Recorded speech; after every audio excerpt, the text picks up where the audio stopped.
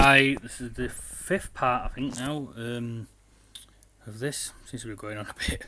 I don't want to make them too long, though. On the strawman fallacy. How to avoid using strawman arguments yourself. Fair use, educational purposes. Not that it applies to me, because it only applies to the person. I'm not a person, I'm a man. I'm an individual. So how to avoid using strawman arguments yourself.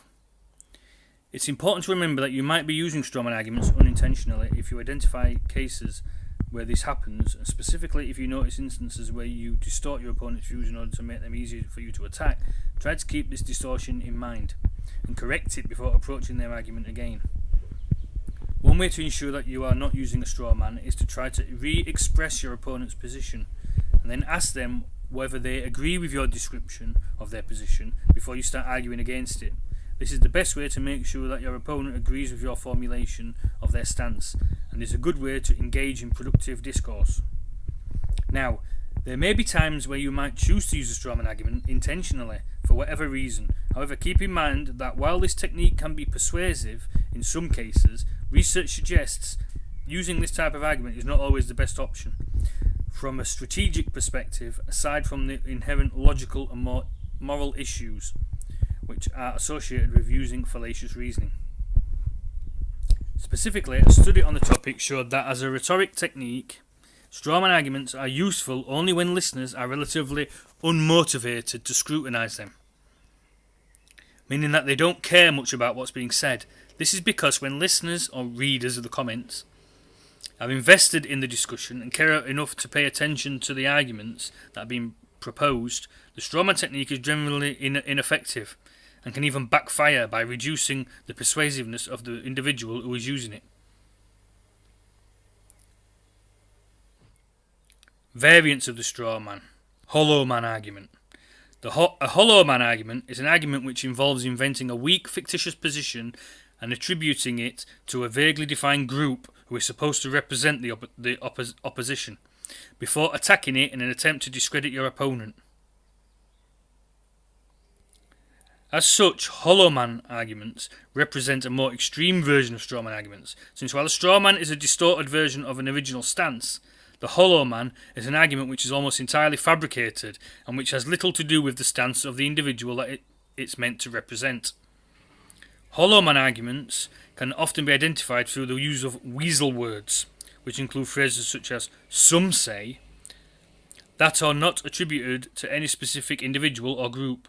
This is because the use of such phrases makes a statement vague enough that it's nearly impossible to refute, while absolving the speaker, or the commenter, of any responsibility with regards to their truthfulness.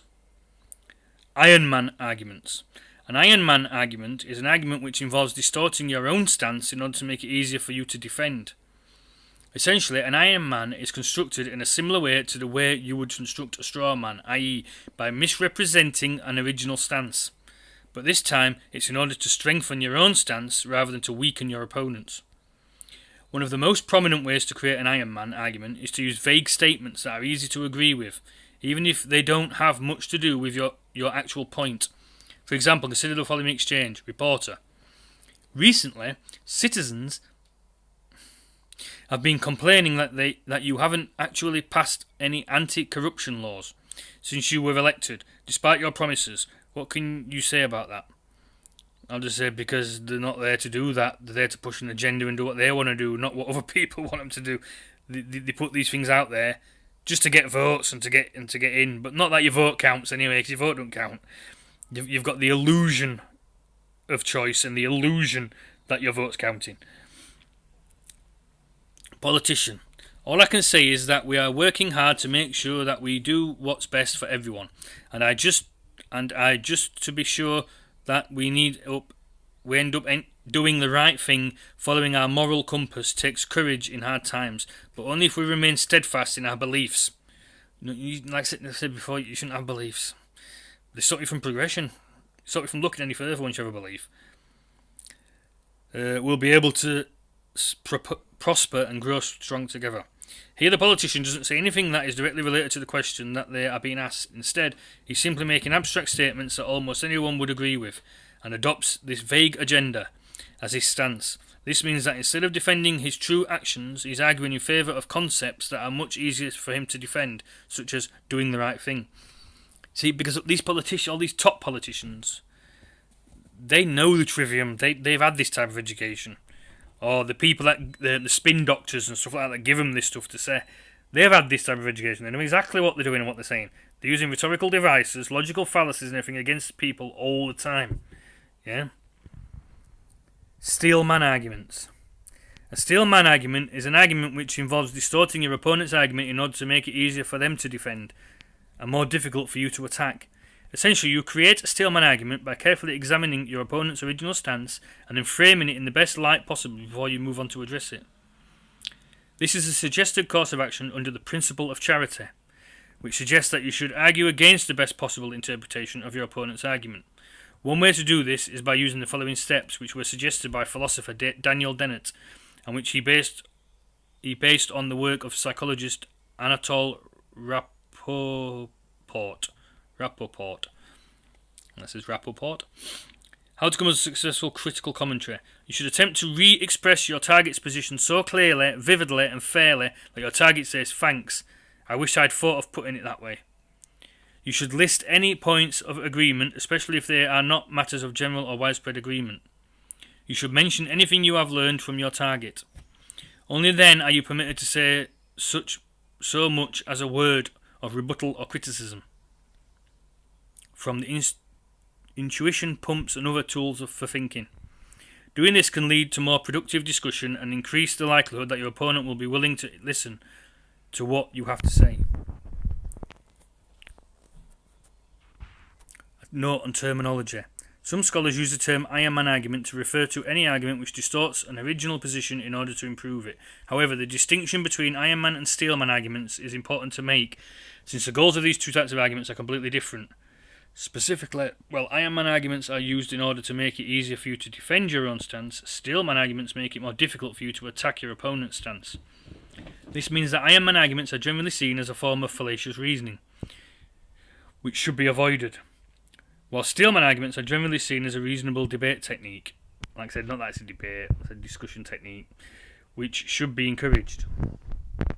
Summary and conclusions. A strawman argument is a fallacious argument that distorts an opposing stance in order to make it easier to attack. There are various ways in which one can distort an opposing argument, with some common ones being exaggerating the original argument, focusing on specific details in the original argument, and quoting parts of the original argument out of context. The main way to counter a strawman is to point out its use and then to ask your opponent to prove that your original stance and their distorted stance are identical. Though in some situations you might also choose to either ignore your opponent's strawman or to simply accept it and continue with the discussion. I wouldn't accept it, I wouldn't even ignore it. I'd just point it out and say, look, how's that what you're saying, what I've said or anything else, you know what I mean? When I've not said that, because I haven't. Show me where I've said that, because I haven't. Show me where I represent that fallacious strawman fallacy, propaganda map or model or whatever. When responding to a strawman, it's important to take into account any audience that might be watching or reading the discussion, and to choose an approach that will appeal to them. Variants of the strawman include the hollow man argument, which involves inventing a fictitious position and attributing it to the opposition. The Iron Man argument, which involves distorting your own stance in order to make it easier for you to defend, and the strawman argument, which involves distorting your opponent's stance in order to make it harder for you to attack.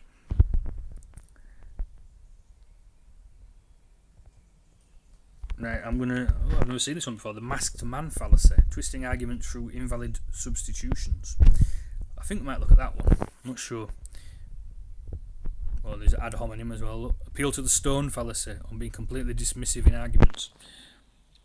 I think we're going to have a look at some of them, next. Alright, thank you for watching.